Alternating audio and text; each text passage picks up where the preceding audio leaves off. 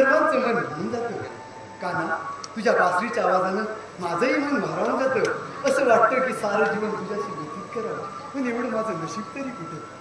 काना, मागच्या जन्मी काहीतरी पुण्य केलं असेल म्हणून तुझी अर्धांगिनी न होता मला सखी प्रियसी बनण्याचं भाग्य लागलं. काना, आपल्या प्रेम पवित्र आहे. मी गवल्याकडची सून असली तरी माझ्या मनात तुझ्याच प्रेमाचा सहवास आहे.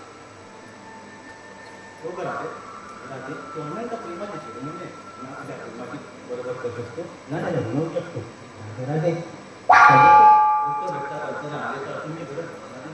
सर्व काही सांगता आले तर भावनाची किंमत होणार नाही.